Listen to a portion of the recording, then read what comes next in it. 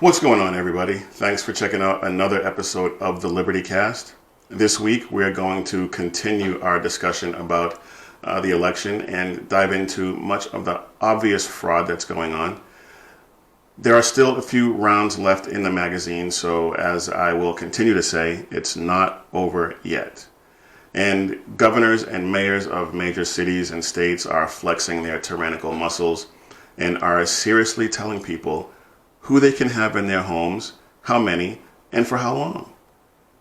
We will examine this madness and try to figure out what article, clause, or amendment in the Constitution gives them this authority. We'll get into all of that and more straight ahead.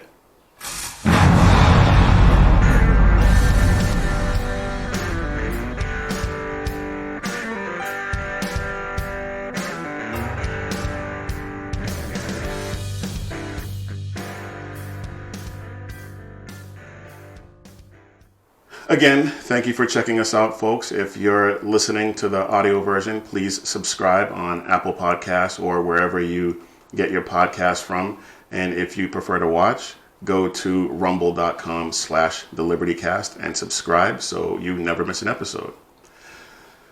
All right, we have a lot to get to and not a lot of time to get to it all, so let's hit it.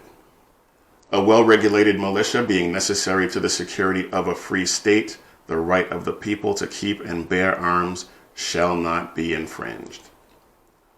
One bright spot that has shown through this election season is New Hampshire. Sure, they sent Democrat senators and congresswomen back to Capitol Hill, but in the state races, they re-elected Republican Governor Chris Sununu and elected Republican majorities in the state House and Senate. It was a red wave throughout the state of New Hampshire, which is somewhat confusing since they sent those leftists to Washington. And perhaps I shouldn't call them leftists because I'm not familiar with their policies. I don't even know all of their names, actually. Well, I do know Jean Shaheen, and she is a leftist, but I really can't say about the others. Nevertheless, the red wave swept through New Hampshire on Election Day and should pretty much guarantee that no anti-gun legislation hits Governor Sununu's desk. Governor Ron DeSantis is the man. If there was a state I'd leave Texas for, Florida would be on the short list. Governor DeSantis has drafted so-called anti-mob legislation that expands the state's stand your ground law. Critics, obviously, are opposed to any law that allows citizens to defend themselves and their businesses or their property. They're saying that it allows for vigilantes to justify their actions and that the penalty for a property crime could be death. Here we go with the projection. Responsible gun owners are not going to shoot someone for no reason. Pissing on the wall behind a dumpster of their store? Of course not. But if pissing on a wall becomes something more threatening, like, say, throwing a brick through the window, now you're running the risk of getting shot. Now, I'm not saying that is a justifiable reason to shoot. But at that point, that's an elevated threat. And if you're a gun owner, your gun is most likely drawn and at low ready, especially if that brick thrower has another brick or some other weapon and they're coming through the window. Now, this proposed legislation is aimed at rioters and looters. Should this legislation pass, it guarantees that if something like what happened to the McCluskeys in St. Louis happens in Florida, they won't be indicted. Now, I applaud Governor DeSantis for that, but there's no guarantee that the Florida legislature will take it up, sponsor it, and vote it through for him to sign. But he did put it out there. DeSantis 2024, perhaps? Probably too soon, just like with 2016. Whoever ends up running in 2024 is likely going to be somebody who is not on anyone's radar right now. Gun control has proven over the years to be a losing issue for Democrats. Major initiatives on the national level seem to fail more often than not. They lost seats in the House this time around, and Republicans are clinging to a slim majority in the Senate. We'll see how the Georgia runoff goes, but Anyway, it's definitely a loser on the state level. Let's look at the state Senate and the state legislature in South Carolina. Democrat State Representative Glenn Reese has served in the South Carolina state legislature since 1990, and that's a whole other issue that we can talk about some other time. But for 30 years now, he's been serving in the state legislature until this past election. He ran unopposed in the primary, but was ousted in the general by Republican Josh Kimbrough. Now, the district he represented, which is now represented by Kimbrough, is a majority Republican district. But last year, Reese introduced a bill that would make it unlawful for a person to hunt, possess a firearm, or discharge fireworks on or immediately adjacent to the waters of Lake William C. Bowen, which just so happens to be near where he lives. Now, Reese claims to be pro-Second Amendment, and he has a permit to carry in South Carolina and an out-of-state permit, and wonderful, good for you.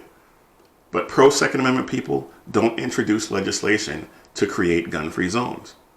They know that gun-free zones don't work. They know that such legislation is an affront to the Constitution, which states that our right to keep and bear arms shall not be infringed. In a Republican district with lots of gun owners, that legislation is very likely what cost a 30-year legislator his seat. It's been apparent to me for some time now that some government agencies just need to go away. The IRS is one, and we've talked about that before. But the ATF needs to go too. Recently, with the stroke of a pen, the ATF decreed that a popular pistol called the Honey Badger is now classified a short-barreled rifle under the NFA and issued a cease and desist order to the manufacturer to stop all production of the firearm unless it is registered on an ATF Form 2 declaring that they are manufacturing an NFA weapon. They offer no explanation as to how they came to this determination or why other nearly identical firearms are still legal to manufacture, buy, and own. And this is not the first time that they've done something like this. Most recently, and perhaps most famously to people not immersed in the gun world, they created a rule to ban the possession of bump stocks, which, as many of you know, it uses the rifle's recoil to accelerate the action of the trigger. But here's the thing. By classifying this as a short-barreled rifle, they just made thousands of law-abiding gun owners felons by possessing a legally purchased firearm that was legal to possess at the time they bought it, right up until the ATF decided that it wasn't. Why does a government agency have this much power, and by what authority do they derive this power? Congress writes laws, and the president signs them. So how is this legal in any way? And why are we allowing it to continue? This is a rogue agency, and if Biden should win, which would make Harris the president by default, you know they're going to have carte blanche to make all of us felons with the stroke of a pen. And that kind of dovetails into the next topic I want to get into, and I want to talk to you about our heroes in blue. I am sad to report on the death of yet another hero. This time out of Arkansas. Officer Travis Wallace, Special Crime Unit Supervisor of Helena, West Helena Police Department, was shot when he and a fellow officer arrived on the scene after receiving a tip that a suspect in a previous shooting was at the location, which was a motel. As they arrived, another vehicle pulled up. A scumbag got out and opened fire on the two officers, striking Officer Wallace. He was transported to a local hospital where he later died as a result of his injuries. Officer Wallace was 41 and survived by his mother. Say his name and remember it. Rest easy, Officer Wallace. A hero remembered never dies. We talked last week about the Philadelphia Police Department and how I believe that the officers who shot Walter Wallace Jr. were completely justified. While it appears that they may have prevented some future crimes from being committed by him, a ton of others are falling through the mile-wide fissures in their criminal justice infrastructure. Now, to be fair, crime is spiking across the country, but the DA in Philadelphia, Larry Krasner, he's not doing a thing about it. Now, before you go thinking I'm being hyperbolic simply because he's backed by George Soros, 30% of the homicides this year have resulted in an arrest. Just 30%, let alone a conviction. And then look up the case of Sean Skellinger and Michael White in Rittenhouse Square in Philadelphia. The long and the short of it is that Michael White stabbed Skellinger in Philadelphia after posting on Facebook that he was going to cut somebody. And then, after the stabbing, which was done in front of witnesses, he released a rap cut bragging about it. White got probation for that crime and was being paraded around as an example of the good that criminal justice reform can do. Anyway, I got off on a tangent because this guy's a world-class POS. But anyway, with that kind of leadership from Krasner and the atmosphere of hatred for the police department, from them being defunded, which we talked about last week as well, it's no wonder Philadelphia is on track to have the most homicides they've had since 2007. And of the 400 that I talked about before, like I said, arrests have been made in 30% of them and much less convictions, because it seems that convictions are not high on Krasner's to-do list. I visit a lot of law enforcement sites and have some alerts set up for when officers go above and beyond to do good deeds. But I came across this story that is now a few years old, but I still think it's worth sharing. It's about a former Weirton police officer, Stephen Mader. In the early morning hours of May 6th, 2016, he was called to a domestic dispute, and when he arrived on the scene, a young man had a gun. He wasn't agitated, he was sitting on the stoop, he never pointed it at him, and he told Officer Mader to just shoot me. Now, Mader believed, based on that the young man was trying to commit suicide by cop, and decided to try and de-escalate the situation. Now, 2 other officers arrived, and that ramped up tensions, and they ended up shooting and killing the young man with the gun. Officer Mader was later fired for not making a decision. Well, he made one. He decided that he wasn't going to shoot someone that he did not perceive was a threat. Now, do I fault the other officers? Not really. Mader was a rookie. I think if they had spoken to him and gotten a sense of what was going on in the moment, the young man wouldn't have gotten agitated and wouldn't have waved the gun around, which is what got him shot, even though the gun was unloaded. Now, the girlfriend told the 911 dispatcher that the gun wasn't loaded, but that message wasn't conveyed to the officers, which I think is largely irrelevant. The girlfriend could have been mistaken. She could have been in on a plot to ambush the police. Who knows? We treat every gun as if it's loaded anyway, right? But the point is, cops are not running around looking for excuses to execute black folks, no matter what Black Lives Matter says.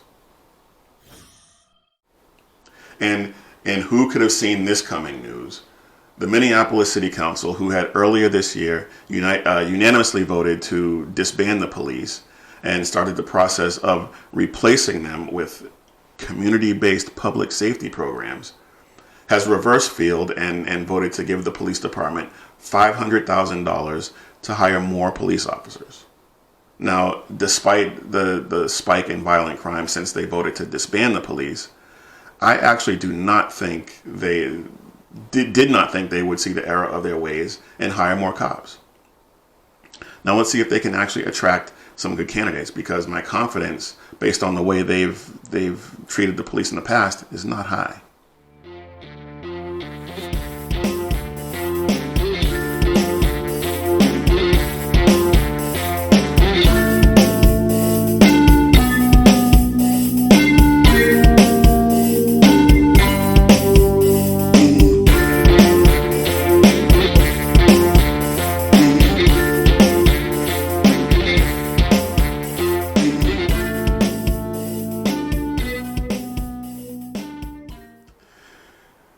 It's not looking good, folks.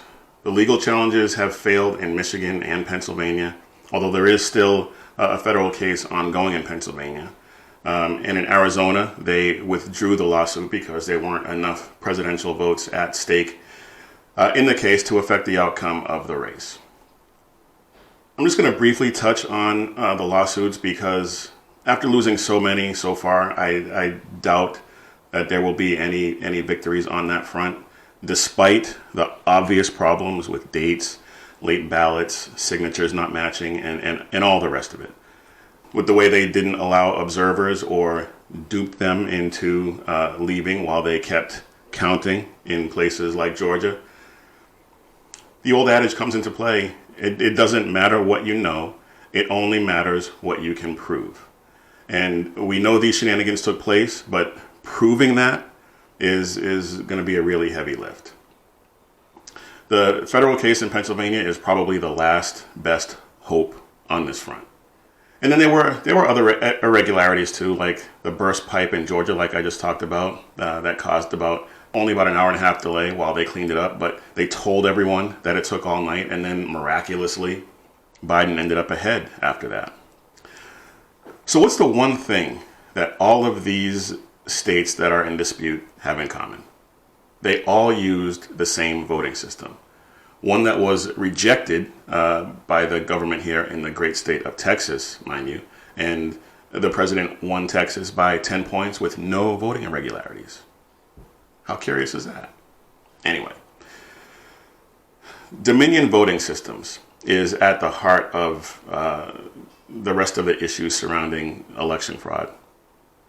Dominion Voting Systems is a Canadian company which right off the bat begs the question, why is a foreign-owned company involved in any way in our election process? Now, setting that aside for a minute, Dominion also has ties to Venezuela.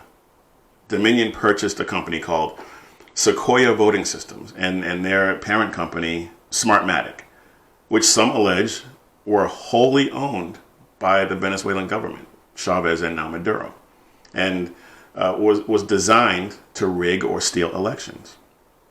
Now, Harry Hursty, a cybersecurity expert back in 2005, demonstrated how easily these machines could be hacked. Oh, come on, Biggie, that was 2005. Surely they've updated and patched and hardened that system. Nope. Sure didn't. Here's a snippet from his affidavit in 2016 where he says that in 2005, I developed the Hursty hacks, a series of 4 tests in which I demonstrated how voting results produced by the Diebold election system voting machines could be altered. I submit this affidavit in support of a hand recount of all ballots in Wisconsin. Well, those are Diebold machines, and these are Dominion machines. Okay, well, take a look a little further down the page where he goes on. I was a co-author of the Everest, commissioned by the Secretary of State of Ohio, a study of vulnerabilities in Sequoia AVC voting machines, and a study of the Estonian internet voting system. Did you see that? Sequoia voting machines were vulnerable as well. But here's the kicker, according to Forbes. In 2009, Diebold Election Systems was sold to its competitor, Omaha-based ES&S. And in 2010, ES&S flipped it to Dominion Voting Systems, a company with international headquarters in Toronto, Canada, and U.S. headquarters in Denver. There's a lot more to this, and we got to move on. But just to let you know, every state where there are indications of fraud used these systems.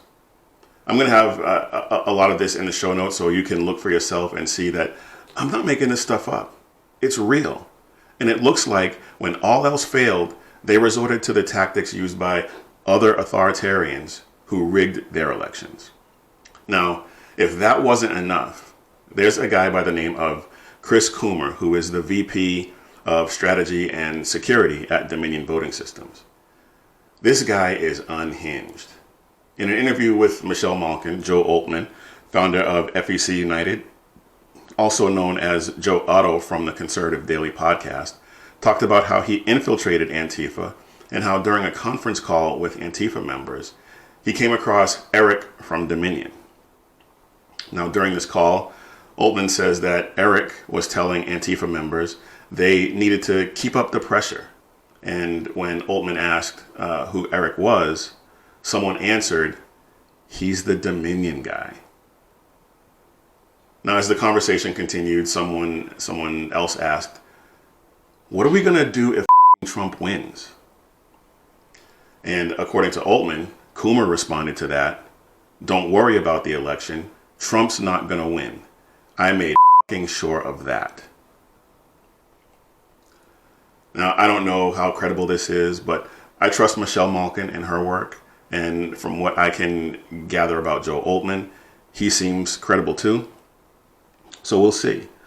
It's something to keep in mind over the next few weeks. And again, don't take my word for it. Do your own research, as I will continue to do. And if Altman turns out to be a fraud, I'll report back and let you know that as well. The CDC, in their infinite wisdom, has issued some guidelines for Thanksgiving celebrations. Now, some people seem to have the idea that those of us who value liberty don't believe that the Chinese coronavirus is dangerous.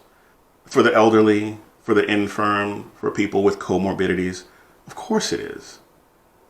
But even for people 75 and over, it still has a 95% survival rate.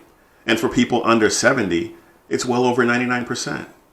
And this is according to an update in September from the CDC. So let's take a look at some of these guidelines. If you're attending a gathering, if you choose to attend a gathering, which they are advising against, they want you to bring your own food, drinks, plates, cups, and utensils. Obviously wear a mask, store it safely while eating and drinking. Use single-use options like salad dressing and condiment packets and disposable items like food containers, plates, and utensils.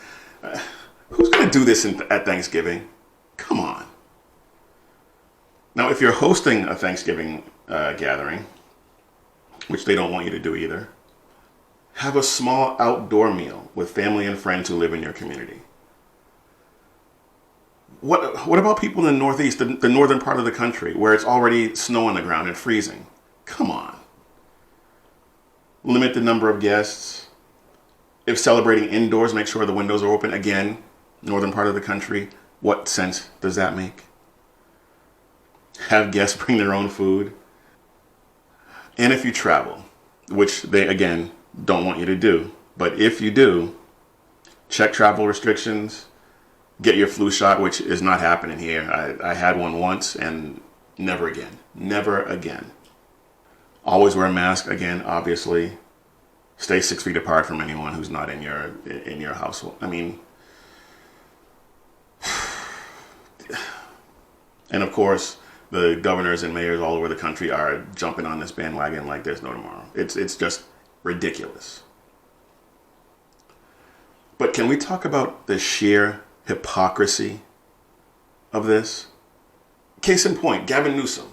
Gavin Newsom was just called out for attending a birthday party that didn't abide by the guidelines that he and his health department set out. And then Mayor Beetlejuice in Chicago threw herself a birthday party on the roof of City Hall, got a haircut when she told everyone to stay home when this whole thing started. And now she has the nerve to tell Chicagoans this. Let me take you through some of the particulars of this stay-at-home advisory.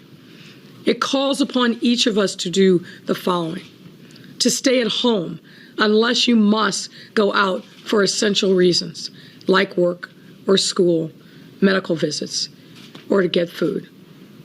No visitors should be in your home unless they're essential workers, like home health care or education workers. And no visitors includes family members that do not now today live with you. We're asking you to avoid any non-essential travel. And if you must travel, then you must either quarantine for 14 days or, depending upon the state, confirm a negative COVID test before coming back. And while this is tough, you must cancel the normal Thanksgiving plans, particularly if they include guests that do not live in your immediate household. That was part of an address she gave last week where she issued all kinds of tyrannical directives. Where do these people think they get the power to do this?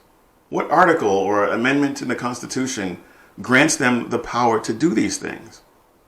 And I say them because obviously we're talking about Gavin Newsom in California, de Blasio and Cuomo in New York, the governor of Massachusetts. These tyrants are issuing these directives all over the country. Like this spike in cases wasn't predictable. And in that respect, it is like the flu. And as we get into the winter months, we're going to see cases go up. So far, though, not deaths, just cases. And I don't know about you, but I don't trust the numbers anyway. I never have. Ever since it's been proven that they have been inflating the numbers. A guy died in a motorcycle crash, but they listed it as a coronavirus death. And now Elon Musk took 4 tests. 2 of them came back positive and 2 of them came back negative. How can you possibly trust that? What I do trust, though, is the government's willingness to do whatever it takes to try and subjugate us, which is why I said that those tyrants trying to tell me who and how many people I can have at my house and for how long can f*** all the way off. And one last quick point on this. If Joe Biden gets sworn in on January 20th, and I'm not ready to concede that point yet, but if he does, because it is a possibility, one of his advisors on the Chinese coronavirus is Ezekiel Emanuel, Rahm Emanuel's brother, one of the chief architect of Abomination Care. He thinks we need to lock down for 18 months. And he also believes that life is not worth living after 75. So what do you think his recommendation is going to be if your 76-year-old, otherwise healthy grandmother catches the virus?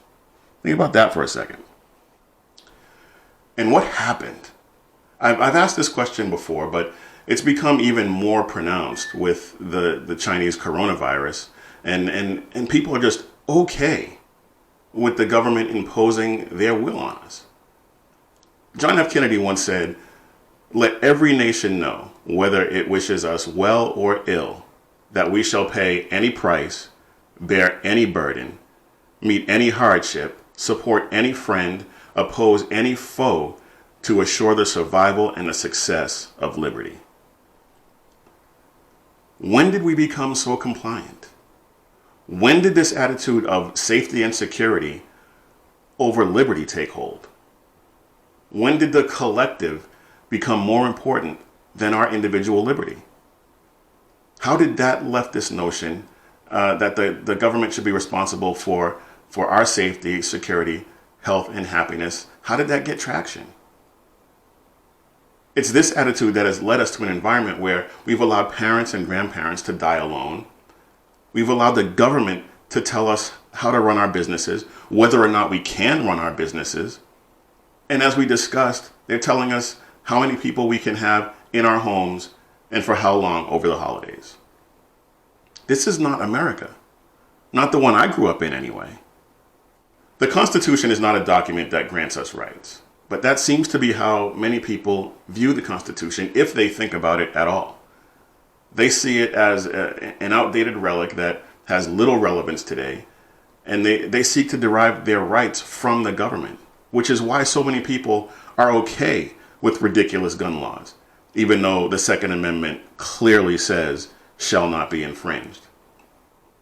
This is why so many people are not only okay with the government telling us how and with whom we can celebrate the holidays, but seem to welcome it. These are the same people who will call for defunding the police on one hand, but call the police when their Lyft driver cancels their ride. You just got to look that one up. I don't have time to go into it right now. But I do want to mention Justice Alito's keynote address to the Federalist Society, where he addressed the assault that is being waged on our liberty, much of which started before the Chinese coronavirus hit. There are a few different clips I want to share with you, and some of them are a little long, about a minute and a half. But I think it's important that you hear them. The pandemic has resulted in previously unimaginable restrictions on individual liberty. The COVID crisis has served as a sort of constitutional stress test, and in doing so, it has highlighted disturbing trends that were already present before the virus struck. One of these is the dominance of lawmaking by executive fiat rather than legislation. Now, that wasn't exactly revelatory. We've talked about that. We talked about that earlier with the Thanksgiving restrictions. But here's another one. Just as the COVID restrictions have highlighted the movement toward rule by experts, litigation about those restrictions has pointed up emerging trends in the assessment of individual rights. This is especially evident with respect to religious liberty.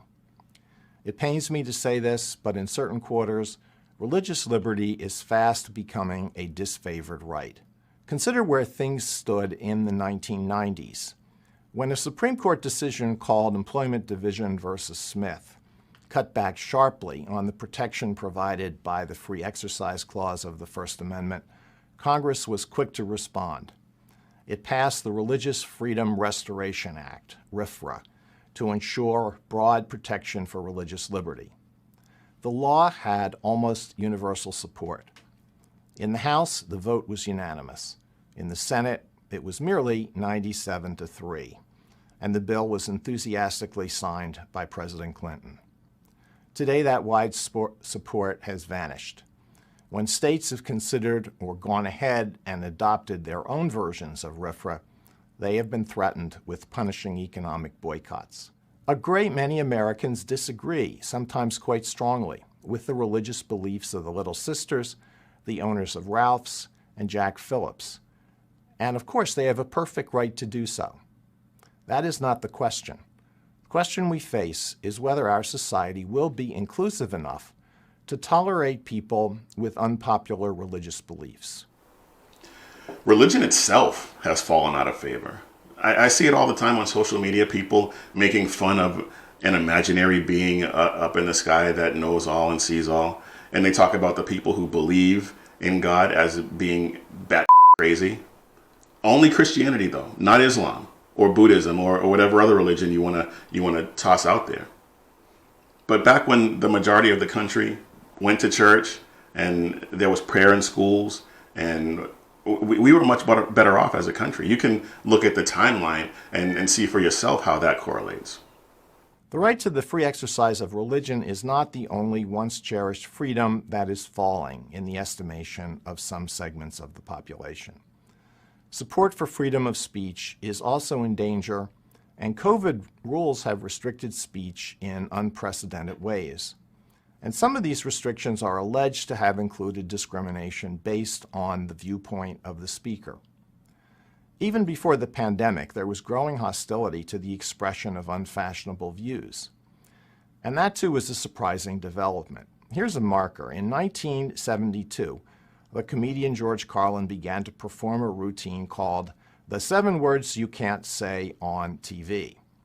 Today, you can see shows on your TV screen in which the dialogue appears at times to consist almost entirely of those words. Carlin's list seems like a quaint relic. But it would be easy to put together a new list called Things You Can't Say If You're a Student or Professor at a College or University or an Employee of Many Big Corporations. I won't go down the list, but I'll mention one that I've discussed in a published opinion. You can't say that marriage is a union between one man and one woman. Until very recently, that's what the vast majority of Americans thought. Now it's considered bigotry. We're seeing the assault on free speech on social media and campuses everywhere, all the time, which is what Alito was alluding to.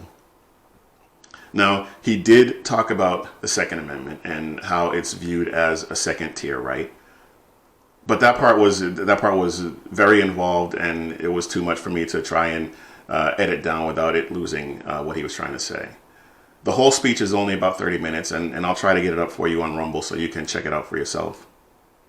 But it's just wild to hear a Supreme Court justice voice such concerns about liberty in this country and how it's being curtailed and why we're allowing it. Why?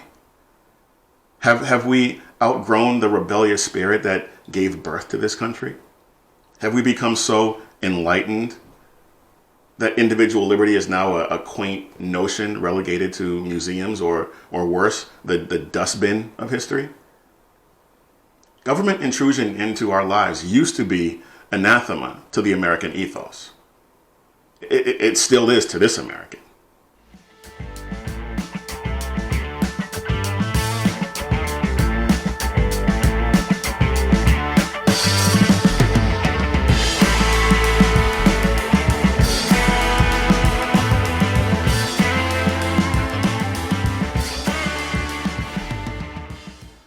Now, before we get you out of here, I want to play some sounds to kind of wrap up the point I made in the last segment.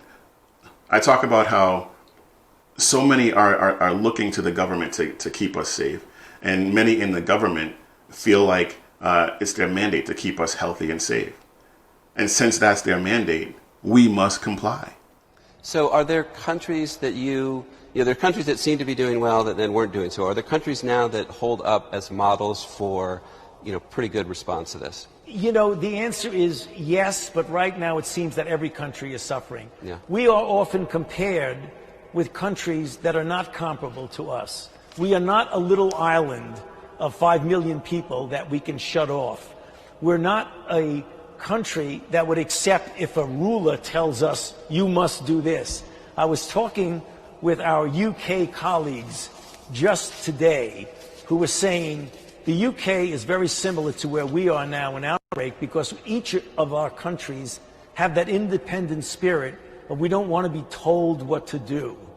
Well, I understand that, but now is the time to do what you're told. And I think it really is something that we should be doing right now. Nah, you can miss me with that.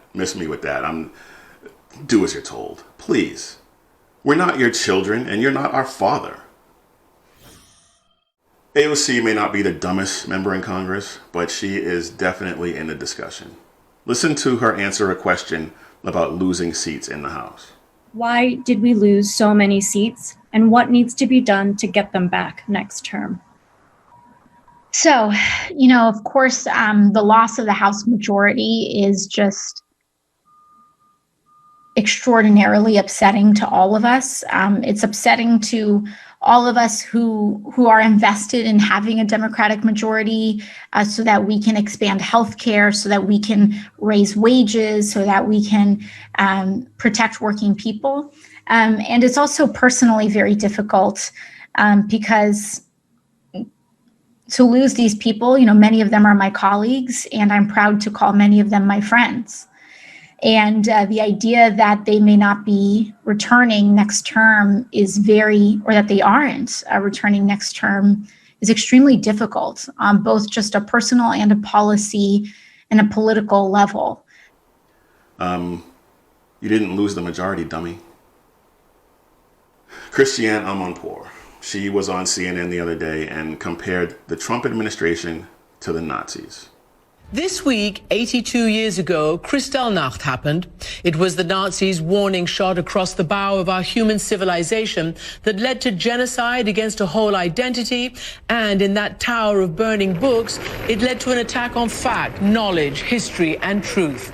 After 4 years of a modern-day assault on those same values by Donald Trump, the Biden-Harris team pledges a return to norms, including the truth. And every day, Joe Biden makes presidential announcements about good governance and the health and security of the American people, while the great brooding figure of his defeated opponent rages, conducting purges of perceived enemies and preventing a transition. Now, I admit, I had a pretty big crush on her as a kid, watching her reports on the Middle East and then the Bosnian War. But this is just disgusting and factually incorrect. And finally, Michael Moore, he wrote an open letter to Joe Biden urging him to embrace socialism. They think because Trump got 70 million votes that the Democrats should reject Black Lives Matter, AOC, and anything that vaguely sounds like socialism. At a time when the majority of our citizens under the age of 35, according to most polls, prefer the idea of democratic socialism over the greed of modern-day capitalism. That's a problem with our education system. Now, the one silver lining of all of this Chinese coronavirus madness is that the parents are seeing how government schools are teaching their children. Hopefully, when schools open back up, there will be a sharp decline in the government school enrollments as more parents homeschool and send their children to private and religious schools, and stay away from those indoctrination camps known as public schools. And how ridiculous is it that a man who owes his fortune to capitalism is urging the government to embrace socialism? There's a huge disconnect there, and it's happening all throughout Hollywood, and I don't understand it. Well, folks, that's all we got for this week. I will try to do better the next time, but thank you for watching and listening. If you're watching on Rumble, please take a second to hit that subscribe button so you never miss an episode. If you're listening to the audio only version, thank you, and please subscribe and leave us a review. I would really appreciate that. Our website is thelibertycast.net. Go to the podcast page and check out all the latest podcasts, and you'll find the show notes there as well. We're also on therightway.site. And of course, we're on social media, Parler, Twitter, Facebook, Instagram, and now Gab at The Liberty Cast on all 5 platforms. So again, thank you all for checking us out. And until next time, keep your head on a swivel and stay safe, everybody.